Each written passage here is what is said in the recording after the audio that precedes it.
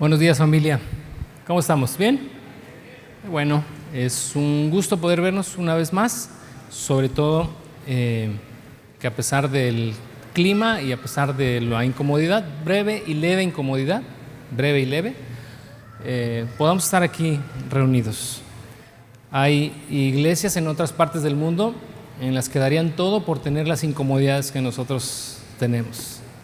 Que están bajo persecución o que tienen que tomar horas a veces para trasladarse a sus lugares de reunión con temor de ser arrestados, etcétera. Así que lo que aquí pudiéramos batallar es juego de niños. Así que damos gracias a Dios por la oportunidad que tenemos, la libertad que tenemos, el lugar y la ciudad también que tenemos. Así que gracias a Dios por todo esto. Vamos hoy a considerar ya nuestra lección número 21 de nuestro estudio a la primera carta del apóstol Pablo a los Corintios, en el capítulo 11, los versos 17 al 34. Si tienes ya por ahí tu Biblia o si tomas notas, pues ya estamos listos para comenzar con esta nueva sección. Y decimos nueva sección porque, bueno, venimos cerrando ya algunos temas que vimos en la sección pasada. Ahorita tenemos un tema completamente nuevo en cuanto a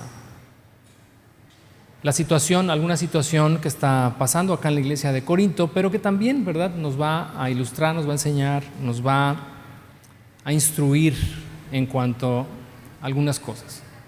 Y antes de comenzar propiamente con el texto,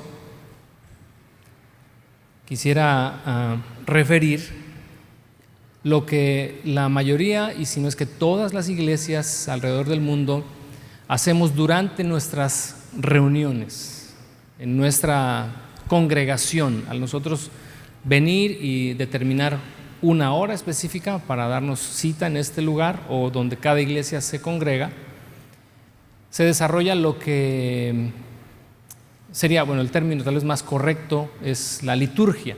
Y la liturgia suena, pues sí, un término religioso, pero define más bien el servicio congregacional. Cada uno de los elementos que conforman nuestra reunión, lo que se define así como liturgia, cada uno de ellos tiene un sentido, tiene un propósito, tiene un significado. El pensar, como a veces solíamos algunos de nosotros tal vez pensar, que pues llegar a la alabanza, a la adoración no es tan importante mientras llegue a la predicación. Pero no, la liturgia o el servicio congregacional se compone de muchos elementos y ninguno es menos importante que el otro. La predicación no está por encima de la adoración, ni la adoración encima de la predicación. La oración, la comunión entre nosotros, etcétera. Todo lo que desarrollemos siempre tiene un sentido y tiene un propósito. Pero es importante saber por qué lo hacemos. Y es importante saber cómo debemos hacerlo, cómo debemos desarrollarlo. En el tema de hoy particularmente, que se desarrolla acá en el capítulo 11, en la porción que vamos a considerar, el tema sobre el cual vamos a navegar es la Cena del Señor. En este lugar tenemos el hábito de hacerlo o de celebrarlo una vez al mes. El último domingo del mes, o a veces el primer domingo del mes, como es este caso, desarrollamos esto que llamamos nosotros la Cena del Señor. Y nosotros, no solamente nosotros como iglesia local, Semilla de Mostaza, sino el cristianismo evangélico generalmente lo define así, como la Cena del Señor. Hay otras religiones u otros movimientos, ¿verdad?, religiosos que lo definen de una manera distinta, y voy a hacer referencia a ello de manera muy respetuosa, simplemente para tenerlo como referencia o información. Pero, por ejemplo, la Iglesia Católica lo define como la Eucaristía o la comunión. Eucaristía es una palabra que deriva del griego, que significa acción de gracias, o también se le conoce como comunión. Muchas iglesias evangélicas también nos referimos a la Cena del Señor como la comunión.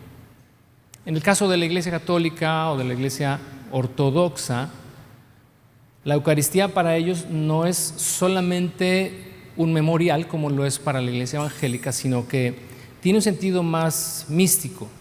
Es decir, alude esto a una experiencia, digámoslo así, una experiencia religiosa a través de la Eucaristía, por razón de que los elementos utilizados, en este caso el pan y el vino o el jugo que se utiliza para este acto, no son elementos comunes, sino que a través, ¿verdad?, del desarrollo de la celebración, en la creencia de la Iglesia Católica y Ortodoxa, los elementos físicos sufren un cambio a lo que se le llama transubstanciación, y es decir, que en ese momento los elementos dejan de ser pan y dejan de ser vino y se convierten literalmente en el cuerpo y en la sangre de Cristo. Esto, y me gustaría hacer la aclaración para que nosotros sepamos por qué no creemos que es así, porque aunque el pasaje que vamos a considerar hoy o que cada mes leemos, cuando Jesús dijo esto es mi cuerpo y esta es mi sangre, no es algo, para nosotros no es algo literal. Para esos movimientos y algunos otros sí lo es, pero las razones por las cuales el evangélico o el cristiano evangélico considera que no es algo literal, que no hay una transubstanciación en el momento en el que se hace esta ceremonia, es porque cuando Jesús está partiendo el pan y está ofreciendo la copa a sus discípulos en la última cena, cosa de lo que yo creo la gran mayoría de los que estamos aquí tenemos claro, Jesús estaba físicamente con sus discípulos. Él en cuerpo estaba con ellos. Por lo tanto, no pudo estar diciéndoles esto, en el caso del pan, esto es mi cuerpo. No tiene lógica, no tiene sentido que les ofreciera el pan siendo su cuerpo cuando Él todavía estaba habitando corporalmente entre nosotros. La otra razón es que cuando Jesús parte el pan y dice, este es mi cuerpo que por ustedes es partido, Jesús no ha ido a la cruz. Su cuerpo no ha sido todavía lacerado, su cuerpo no ha sido quebrantado, por lo tanto también no puede ser aplicable el hecho de que diga esto es mi cuerpo que por ustedes es partido, siendo que su cuerpo estaba ahí de manera intacta mientras hablaba con ellos. La otra razón es que cuando Jesús está celebrando esta última cena con sus discípulos, lo hace en el contexto de la celebración de la Pascua. El día jueves, aquel jueves, ¿verdad?, en el que se registra que Jesús pide a sus discípulos ir a este lugar, a este aposento alto, para celebrar la cena de Pascua. En la cena de Pascua hay muchos elementos ahí, ¿verdad? Y yo te quiero sugerir que hagas la lectura durante la semana, si me permites darte la lectura de esta semana, la lectura recomendada, Éxodo capítulo 12. Lee Éxodo capítulo 12 para que tu entendimiento y tu comprensión de la celebración de la Pascua, aquel día en Jerusalén, cuando Jesús estaba con sus discípulos, tiene o contenía muchos elementos, pero todos y cada uno de ellos elementos simbólicos. Te vas a encontrar en la celebración de la Pascua que había pan sin levadura, había 4 copas de vino, había agua salada, había hierbas amargas, en fin. Había un queroset, que es una pasta dulce. Hicimos algo así, quisimos imitar algo así ahora en Semana Santa para los que estuvieron acá. No nos salió muy bien, pero pues no estamos habituados a eso. ¿Ves? Simplemente nuestra idea, nuestro objetivo era hacer lo que el memorial de la Cena del Señor implica, es un recordatorio, porque cada uno de estos elementos simbólicos tienen el objetivo de hacernos recordar lo que ha sucedido, por qué sucedió, para quién sucedió. Así que esta es una razón por la que cuando Jesús inserta en la cena de la Pascua el pan y el vino, y dándoles este sentido del cual hablaremos más adelante, tiene la misma idea o la misma connotación de la cena de Pascua, de ser un evento conmemorativo, pero de ser también un memorial. Cuando tú leas Éxodo capítulo 12 te vas a dar cuenta que cuando Dios le dice a Moisés que instituya la cena de la Pascua, tiene ahí el objetivo y el propósito para que cada generación recuerde, indistintamente de que las generaciones futuras no hayan estado ahí el día que Israel salió de Egipto, o para que nosotros en este caso, aunque no hayamos estado aquel día cuando Jesús murió en la cruz por nuestros pecados, lo traigamos a memoria. Por eso es que nosotros lo definimos así como un memorial. Una última razón por la cual no creemos que los elementos dejan de mantener su estado físico integral al cual pertenecen y hay una transubstanciación, es porque cuando Jesús dijo esto es mi cuerpo y esta es mi sangre, en el idioma arameo, que es el idioma que Jesús hablaba, no hay una palabra para esto representa o esto simboliza. Por lo tanto, Jesús usa, como se usaba así en el idioma, el verbo ser.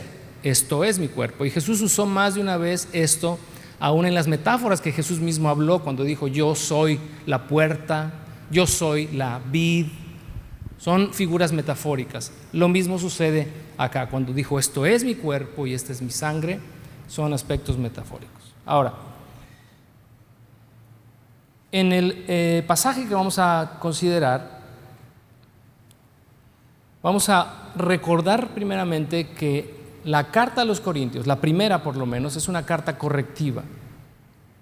Muchos de los aspectos que hemos revisado capítulo a capítulo, es el apóstol Pablo corrigiendo. Y como se dijo en su momento, eventualmente la iglesia de los Corintios tomó nota de todas estas correcciones, respondió favorablemente y la segunda carta es una carta de elogio y de reconocimiento porque la iglesia de Corinto se aplicó en ellos. Así que vamos a tratar de encontrar en la porción de hoy una amonestación a la iglesia de Corinto por cómo estaban desarrollando este momento tan especial, tan solemne, descrito pues o definido pues como la cena del Señor. Pero por otra parte, vamos a encontrarnos con que cada uno de estos elementos simbolizan la muerte, el poder de Cristo para vencer el pecado, para darnos vida eterna y cómo debemos nosotros responder a cada una de estas cosas. Vamos a revisar primeramente la amonestación en los versos 17 al 22. Y lo que nos vamos a encontrar acá es que la liturgia en la iglesia de Corinto carecía de seriedad, pero carecía también de comprensión. Entonces la idea hoy es que cada uno de los que estamos acá crezcamos en la comprensión de que cada vez que participamos de esto, entendamos qué es lo que significa o lo que debe significar para cada uno de nosotros. Vamos a la amonestación, vamos al regaño. Tal vez no nos sintamos aludidos, porque hay aspectos muy particulares acá que creo que no corresponden a nuestra realidad y espero nunca correspondan a nuestra realidad. Pero vamos a leer versos 17 al 22. En las siguientes instrucciones, dijo Pablo a los Corintios, no puedo elogiarlos, pues parece que hacen más daño que bien cuando se juntan. Primero, oigo que hay divisiones entre ustedes cuando se reúnen como iglesia y hasta cierto punto lo creo. Así que, por supuesto que tiene que haber divisiones entre ustedes para que los que tienen la aprobación de Dios sean reconocidos. Cuando ustedes se reúnen, la verdad es que no les interesa la cena del Señor, pues algunos se apresuran a comer su propia comida y no la comparten con los demás. Como resultado, algunos se quedan con hambre mientras otros se apresuran a... Mientras otros se emborrachan. Vas a decir, ¿por qué siempre? No sé si te has preguntado, ¿por qué siempre sube los lentes y nunca los usa?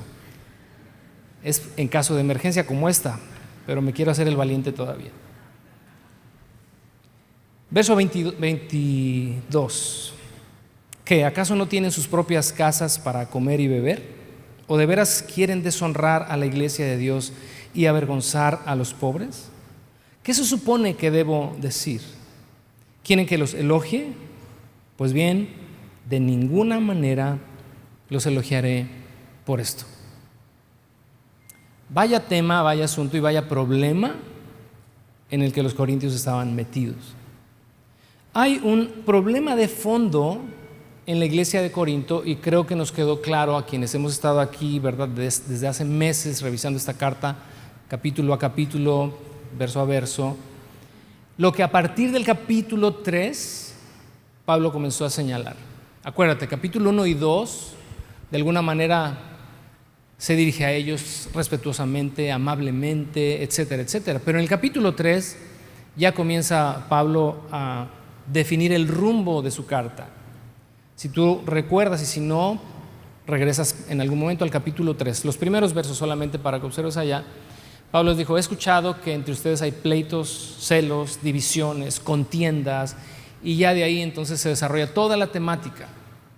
Cuando llega al asunto a tratar, sigue surgiendo el problema de fondo.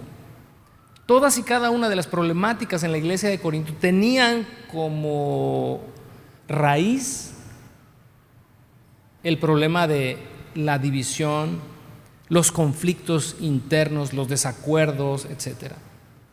Y llegó incluso a tocar este momento tan especial, llegó a ser contaminado precisamente porque los corintios habían caído, ¿verdad?, en esta condición o en esta situación. Y en el capítulo 3 los describe como una iglesia inmadura. No puedo hablarles como espirituales. Son carnales todavía, son niños en la fe. Están peleando, están discutiendo, están cada uno tirando para su propio molino, se están identificando unos con Pedro, otros con Pablo, otros con Apolos. Y entonces comienza poco a poco a corregir a través, ¿verdad?, de los capítulos. Pero acá en el verso 20 y 21 hay algo muy particular. Vamos a leer nuevamente versos 20 y 21. Dice: cuando ustedes se reúnen, la verdad es que no les interesa la cena del Señor, pues algunos se apresuran a comer su propia comida y no la comparten con los demás. Como resultado, algunos se quedan con hambre, mientras que otros se emborrachan. Uno se preguntará: ¿qué tiene que ver la comida, qué tiene que ver el vino en una reunión?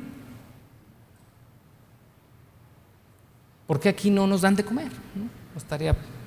Ya empezamos tal vez a preguntarnos: algo está mal, algo no está funcionando.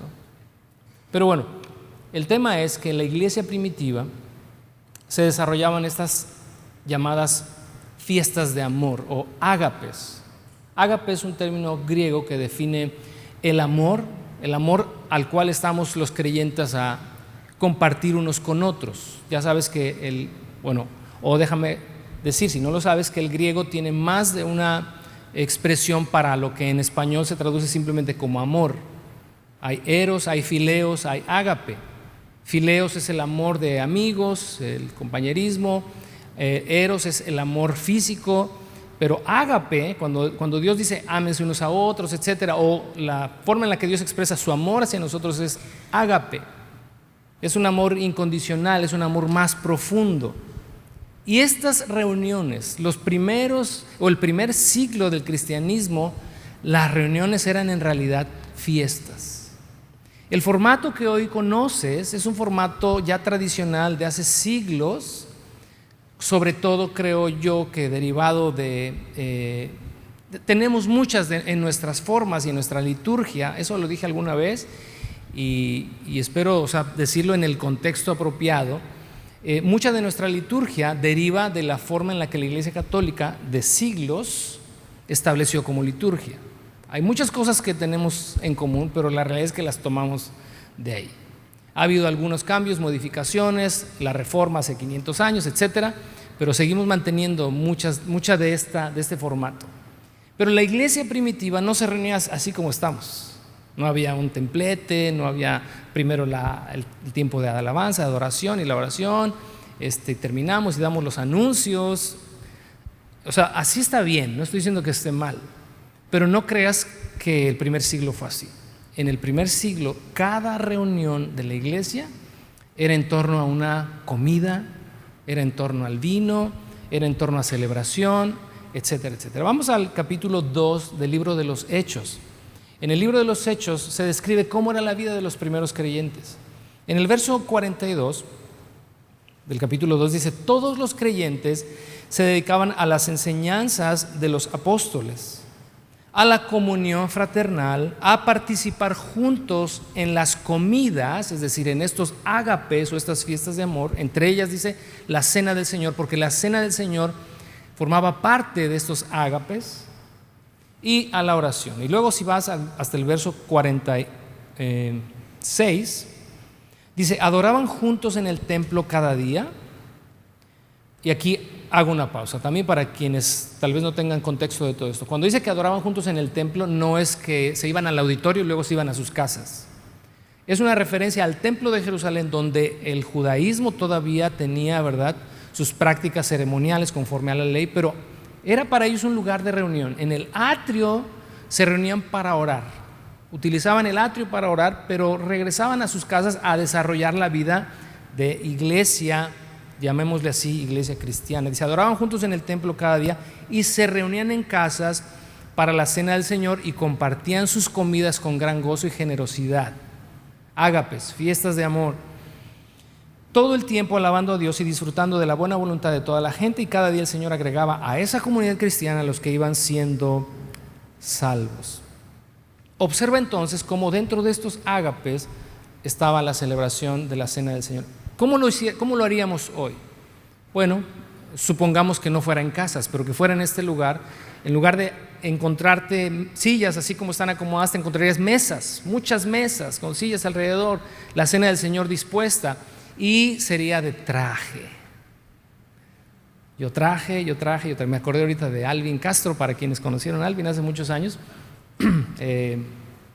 puertorriqueño, pero nacido en Estados Unidos, junto con Rosy, amados hermanos nuestros. Y si ven esta, pues se van a reír, yo creo, porque ya los voy a balconear. Pero no conocían la cultura, entonces vienen acá y llegan con un inglés, con un español ahí más o menos mocho. Y una de las cosas que se encontraron es que cuando llegaron a una congregación le dijeron, bueno, nos vamos a ver tal día, aquí nos vamos a reunir en la casa y va a ser de traje. Y ellos dijeron, pues qué raro que a una cena pues tengas que ir bien vestido. Y entonces literalmente, ese fue su primer contacto con nosotros, con los Mexican Curios. Él llegó de smoking literal, ella de vestido de noche, y entonces cuando llegan y se dan cuenta que todos andaban así de medios rastas como nosotros, y se sintieron fuera de lugar, y entonces también los anfitriones se quedaron como, ¿y esa onda? Y dice, es que ustedes nos dijeron que era de traje. Bienvenido a México, ¿no? Fue su novatada, literalmente, fue una experiencia, y ellos la platicaban continuamente porque decían, es que ustedes mexicanos son medio raros. Como el comercial que ahora se ve, ya es muy larga esta pausa, pero el comercial que ahora se ve, ¿no?, de que ahí tienes tu casa cuando gustes, ¿no? Así somos aquí, pero no es porque le estés ofreciendo la casa a nadie, nada más estás diciendo, ahí está tu casa, pero es nada más un tema así de ya. Y ya no sé por qué llegué allá. Estas reuniones, ¿verdad? Perdón, si fueran nuestras reuniones así las encontraríamos, conviviendo, cenando. Entonces cada uno trae su comida para compartir, etcétera. Se celebra la cena del Señor, son fiestas de amor.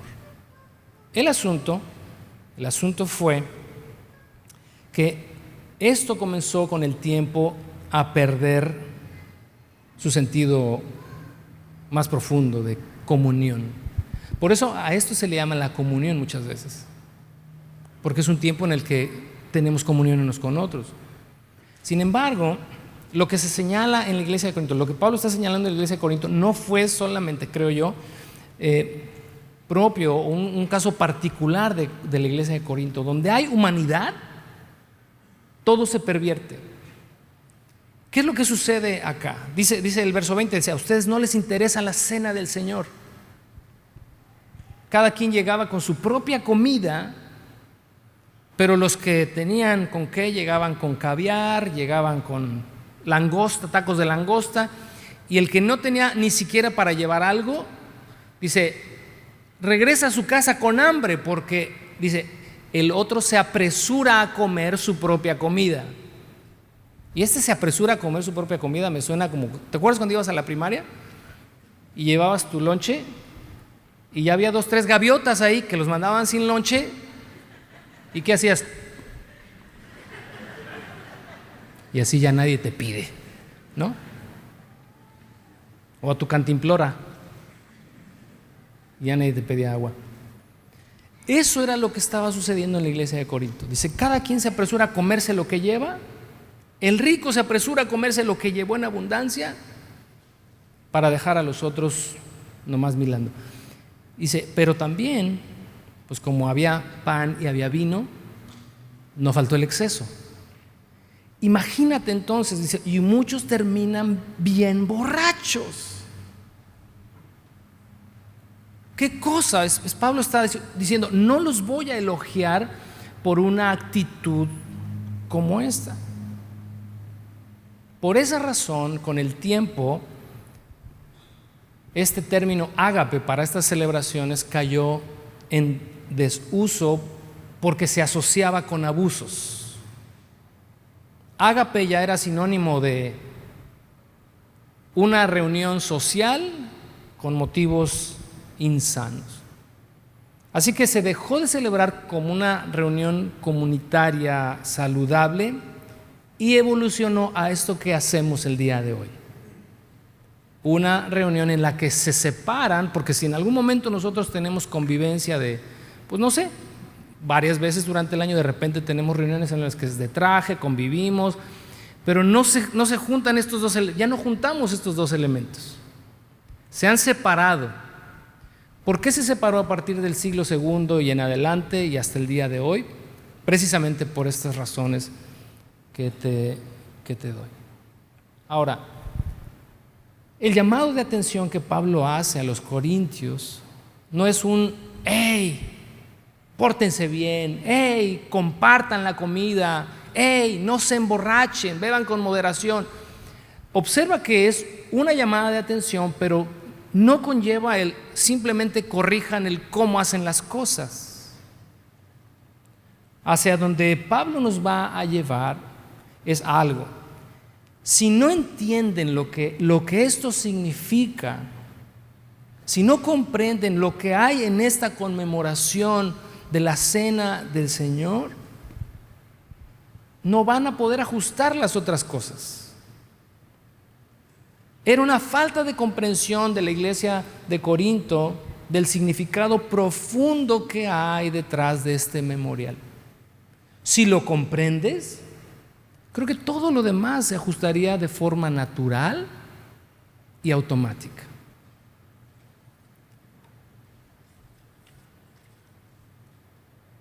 En segundo lugar, los versos 23 al 26, precisamente viene esta instrucción, viene esta explicación, viene esta información de quiero que sepan, quiero que entiendan lo que esto significa. Vamos a los versos 23 al 26. Y dice el apóstol Pablo, pues yo les transmito lo que recibí del Señor mismo. La noche en que fue traicionado, el Señor Jesús tomó pan y dio gracias a Dios por ese pan. Luego lo partió en trozos y dijo, esto es mi cuerpo, el cual es entregado por ustedes. Hagan esto en memoria de mí. De la misma manera, tomó en sus manos la copa de vino después de la cena y dijo, esta copa es el nuevo pacto entre Dios y su pueblo, un acuerdo confirmado con mi sangre. Hagan esto en memoria de mí todas las veces que la beban. Pues cada vez que coman este pan y beban de esta copa, anuncian la muerte del Señor hasta que Él vuelva. Viene el enfoque, viene aquello que ha de aterrizar en los corintios y aterrizar en nosotros también, el sentido profundo y el significado de lo que hacemos cada vez que conmemoramos la cena del Señor. Pablo citó lo que se relata en los evangelios.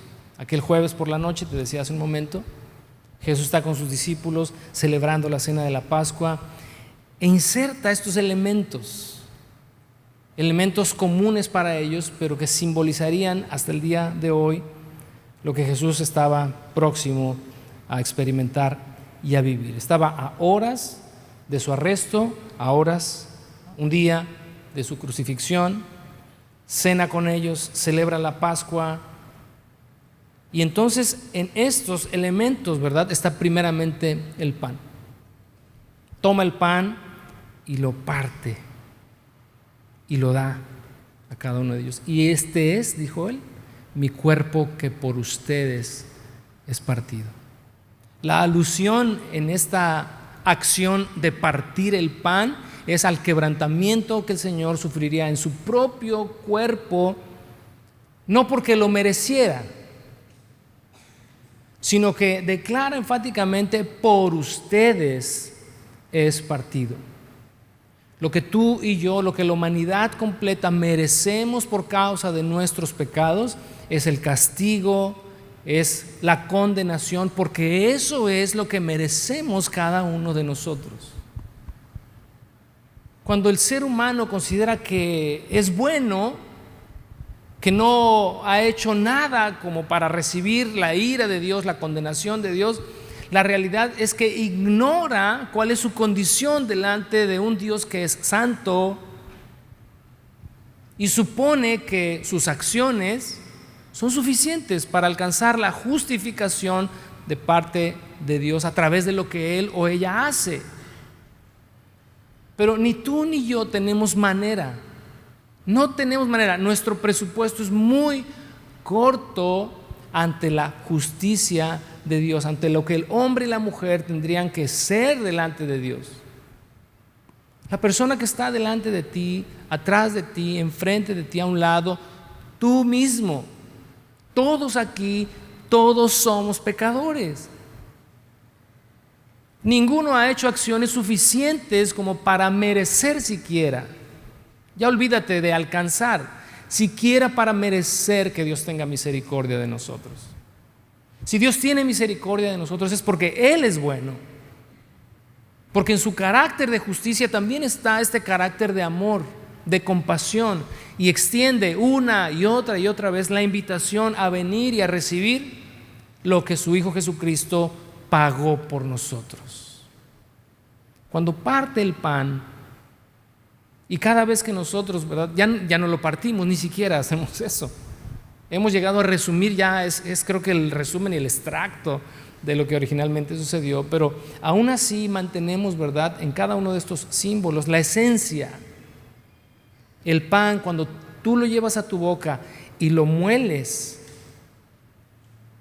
es de alguna manera este recordatorio de que en la cruz del Calvario el Señor Jesús fue molido por nuestros pecados. El castigo de nuestra paz, dice Isaías, el castigo de nuestra paz fue sobre él. El precio para que tú y yo tengamos paz con Dios, reconciliación con Dios, fue puesto sobre él. No hay mayor bendición, de verdad, no hay mayor bendición que el ser humano pueda recibir de parte de Dios que el perdón de sus pecados. ¿No crees tú que sería suficiente si Dios ya no te diera absolutamente nada, nada más que el perdón? ¿Necesitaríamos algo más? Eso sería suficiente, eso es suficiente. Bienaventurado, decía el salmista David, el hombre al cual han sido perdonados sus pecados, al cual Dios no culpa de iniquidad.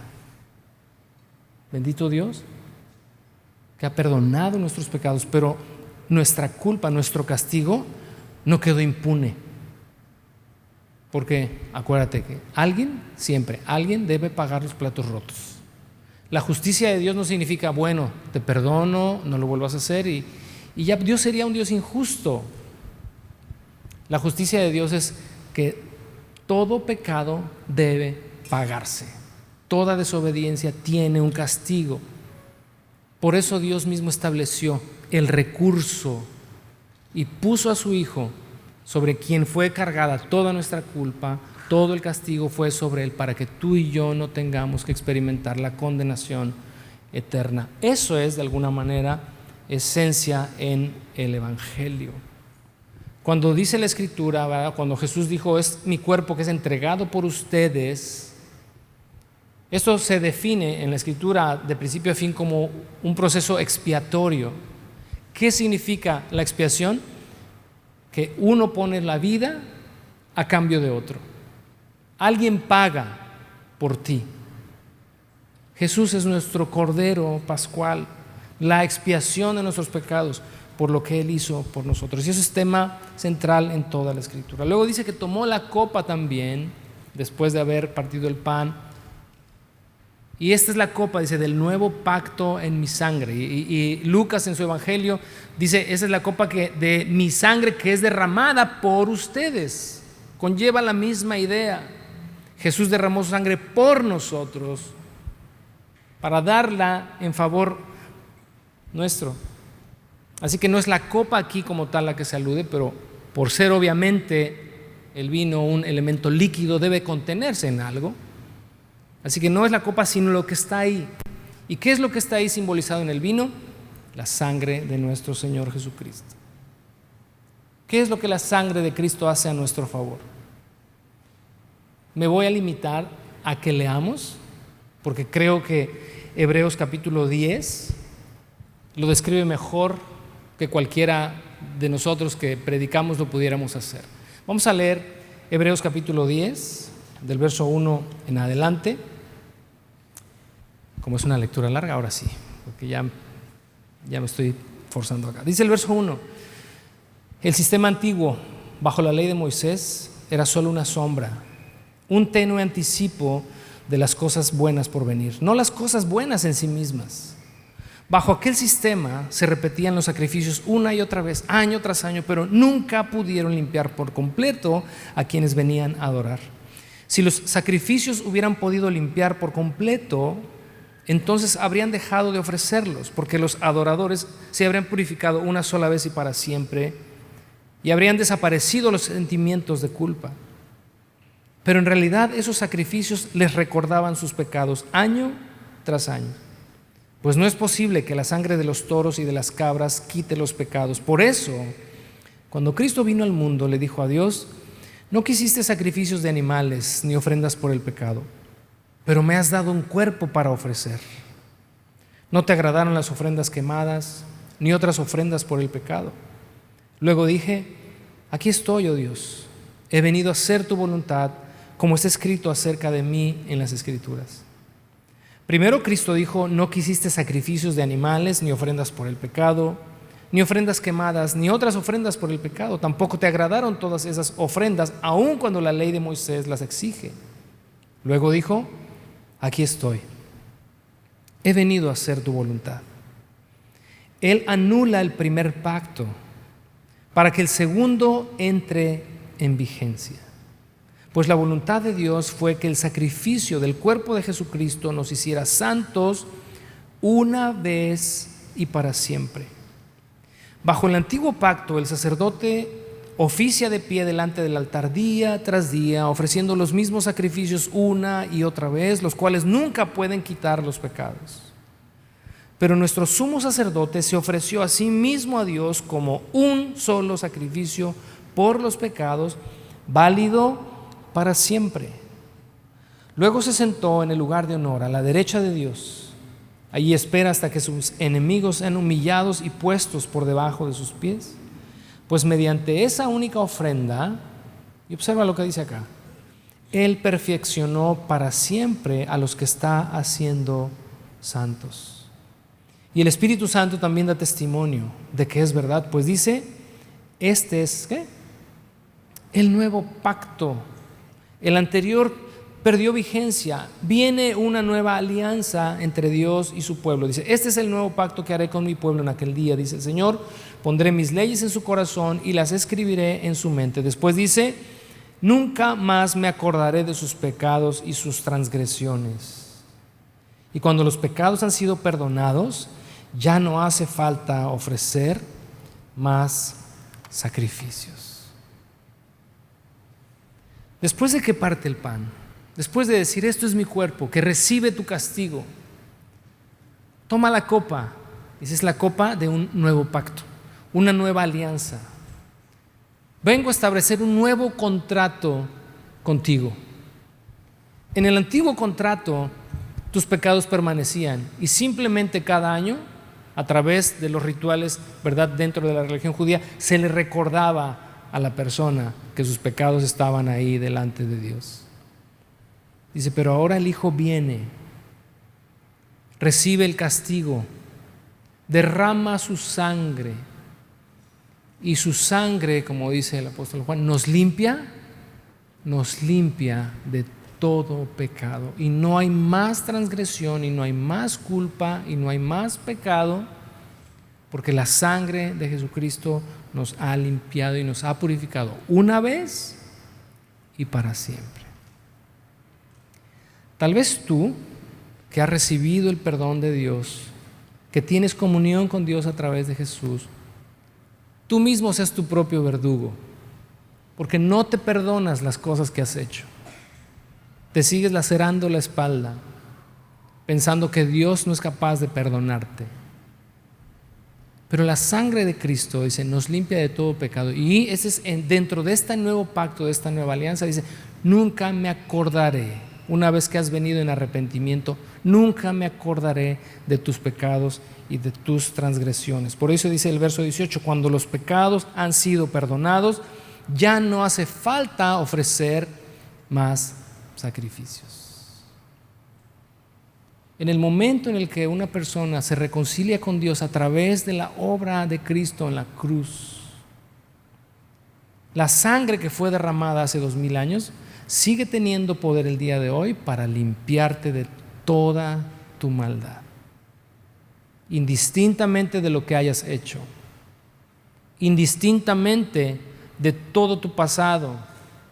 La sangre de Cristo limpia y purifica y te hace justo delante de Dios. Si esta comprensión, si en el momento en el que nosotros celebramos la cena del Señor, traemos a memoria estas cosas y venimos delante de Dios con gratitud, creo que uno de los aspectos que deben trascender en el tiempo de la celebración de la cena del Señor es gratitud. Gracias por lo que hiciste por mí. Gracias y gracias por haber tomado mi lugar. Creo que estaremos bien enfocados, bien alineados a lo que esto representa. En los versos 27 al 32, el tercer y último aspecto acá, es una invitación a ser genuinos. Es una invitación a que cada uno de nosotros examinemos nuestro propio corazón al momento de participar.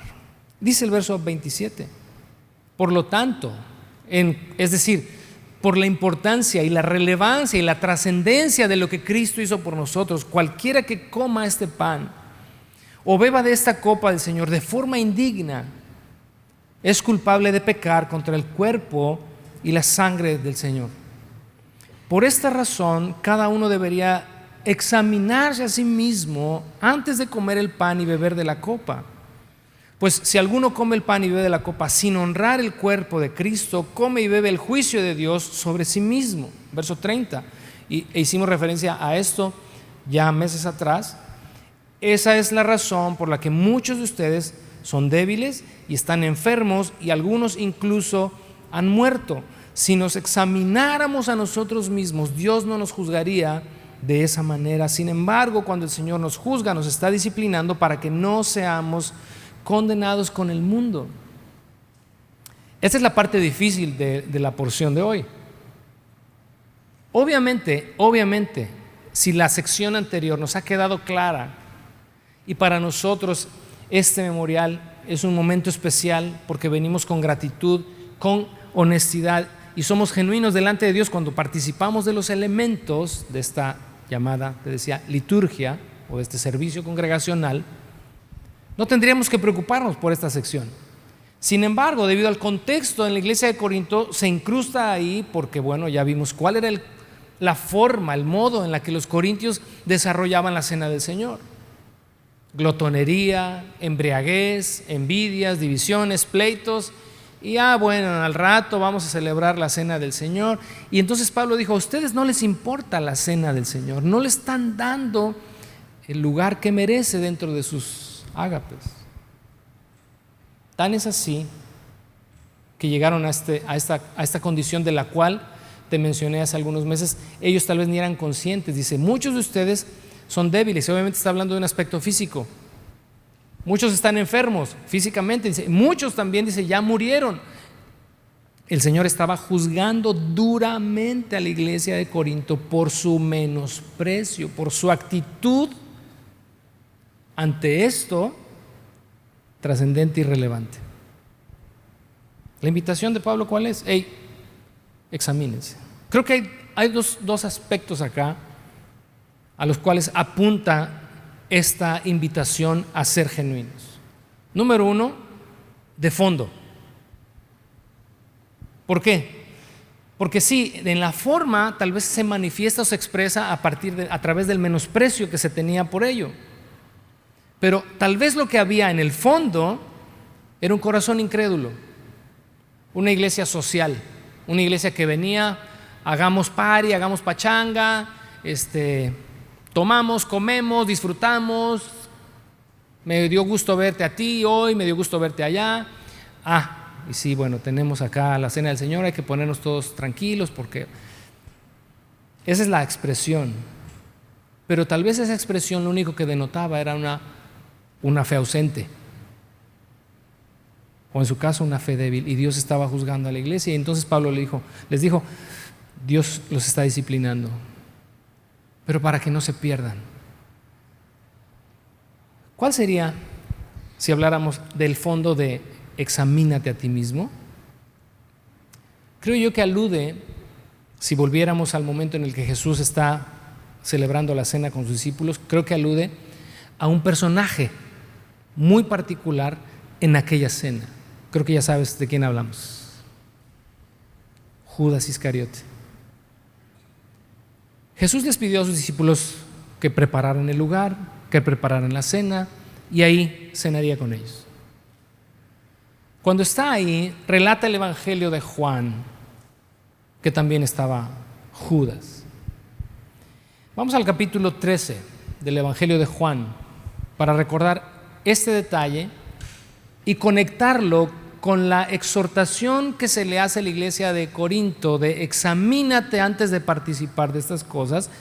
Por ende y por extensión, la invitación que se nos hace a nosotros al conectar Juan 13 con nuestra experiencia de no tener un corazón incrédulo y a pesar de ello participar. Dice Juan capítulo 13 en el verso 21: habiendo dicho Jesús esto, se angustió en espíritu y testificó y dijo: en verdad les digo que uno de ustedes me entregará. Los discípulos se miraban unos a otros y estaban perplejos sin saber de quién hablaba. Uno de sus discípulos, al que Jesús amaba, estaba a la mesa reclinado en el pecho de Jesús. Por eso Simón Pedro le hizo señas y le dijo: dinos de quién habla. Entonces él, recostándose de nuevo sobre el pecho de Jesús, le dijo: Señor, ¿quién es? Entonces Jesús respondió: es aquel a quien yo le dé el pedazo de pan que voy a mojar. Y después de mojar el pedazo de pan, lo tomó y se lo dio a Judas, hijo de Simón Iscariote. Y después de comer el pan, Satanás entró en él.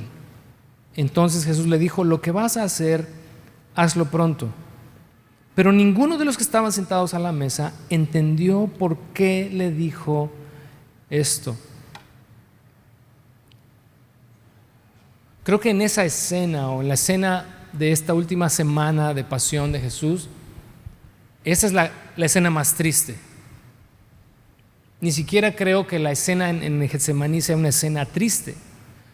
Es una escena obviamente de lucha, de confrontación, en la que Jesús está conmovido en su espíritu porque sabe hacia dónde se dirige, pero desde esta perspectiva de alguien que tuvo la oportunidad durante 3 años de ver a Jesús, de convivir con Él, de comer con Él, de escucharle directamente, día tras día, tras día, tras día, de haber sido llamado a participar.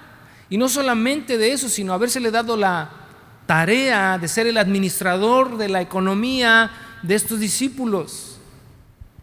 3 años después,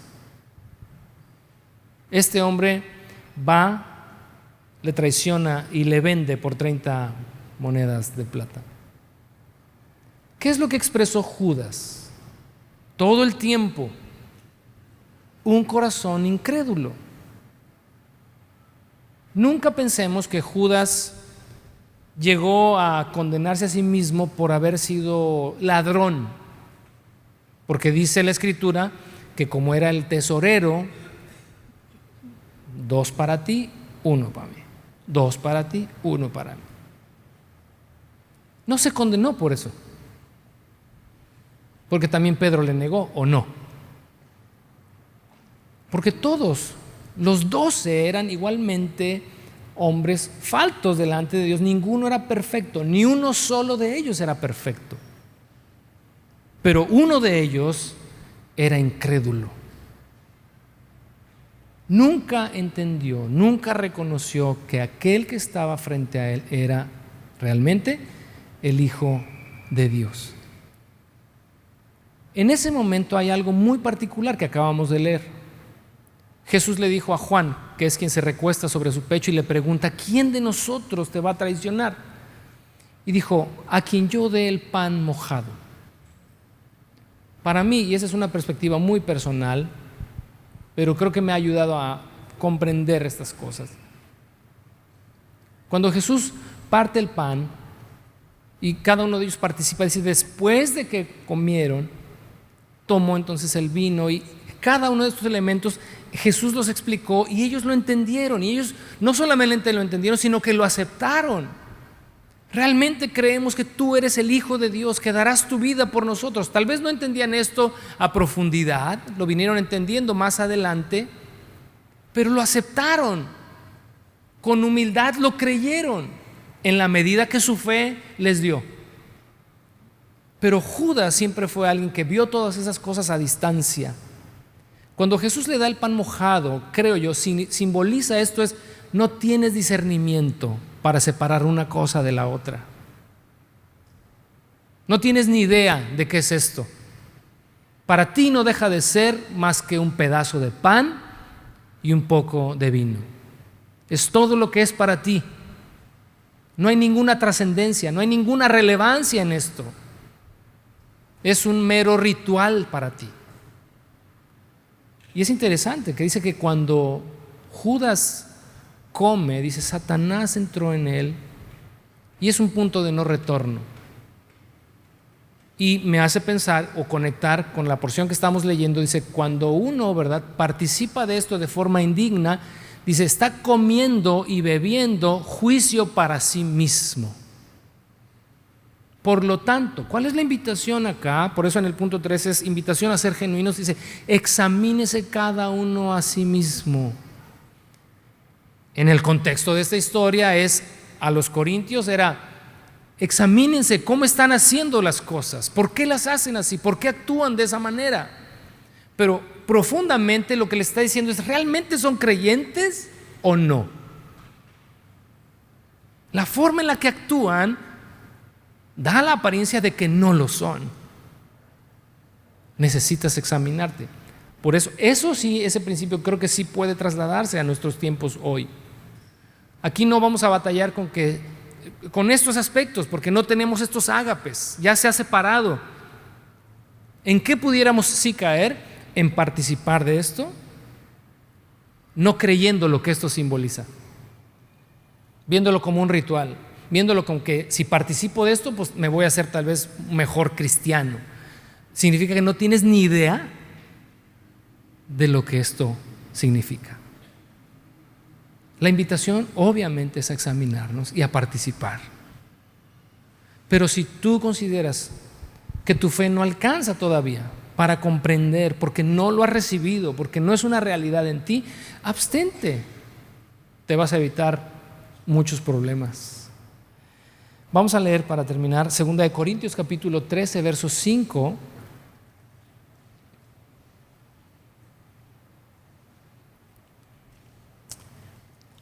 Examínense para saber si su fe es genuina. Pruébense a sí mismos. Sin duda saben que Jesucristo está entre ustedes o en ustedes. De no ser así, ustedes han reprobado el examen de la fe genuina. ¿Qué quiere decir esto? Tú sabes bien Tú sabes bien. No lo que das a pensar. Tú sabes bien si Cristo mora en ti o no. Tú sabes perfectamente bien si le has entregado tu vida a Cristo o no. Tú sabes bien si su sacrificio es una realidad en ti o no. Examínate a ti mismo. Porque es una afrenta participar de aquello en lo que no se cree, así como deshonrar con la actitud aquello en lo que se ha creído.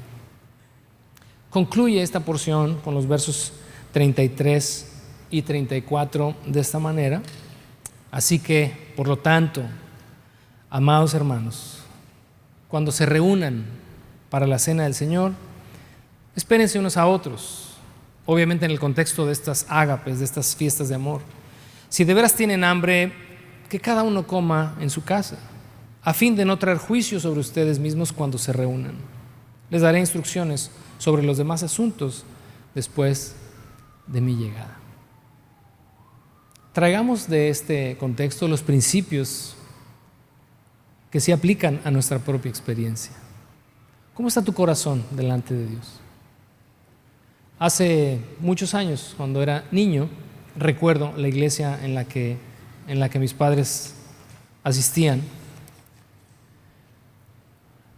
La manera indigna de participar en la cena del Señor es: si tienes algo contra alguien, reconcíliate. Y digo, no está mal que te reconcilies con quien tengas algún tema,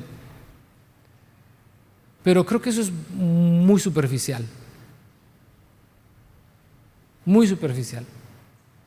Participar de manera indigna es no creer. Es no creer lo que esto simboliza. Pero la invitación es: cree. Cree en el Señor Jesucristo. Serás salvo tú, tu casa. Cree que Jesús es el Hijo de Dios, para que creyendo en Él tengas vida. Esas son las promesas, ese es el Evangelio. Inclina tu rostro, vamos a orar. Y haz tu propio examen. Es como si recibieras ahorita una hojita. Haz tu examen. Y contéstate genuinamente, sinceramente: ¿es Jesús el Señor de mi vida? ¿O simplemente pues estoy todavía considerándolo? Si eres honesto, no pasa absolutamente nada. Si dices, creo que lo estoy considerando y así estoy bien, perfecto. No participes el día de hoy. Pero si hoy el Espíritu Santo está depositando fe en tu corazón y algo dentro de ti está queriendo creer, y de hecho está creyendo, la invitación es a que participes hoy. No necesitas una preparación previa para participar de estas cosas. Lo único que necesitamos es fe, una fe genuina en Jesús como el Hijo de Dios, como el Salvador, como aquel que vino, descendió del cielo para darnos vida eterna. Padre, te damos muchas gracias esta mañana por tu grande amor, tu misericordia sobre nosotros que somos pecadores. Estamos tan necesitados de ti, de salvación, porque fuera de ti, Señor, no tenemos posibilidad alguna de no ser condenados por nuestros pecados, porque nuestra conciencia nos dice que hemos pecado contra ti, que estamos lejos de ti. Cada uno de nosotros tiene conciencia de dónde está parado, de dónde está en este momento de su vida. Pero tú, Señor, eres bueno y misericordioso y has provisto el recurso a través del cual podemos acercarnos y ser reconciliados contigo.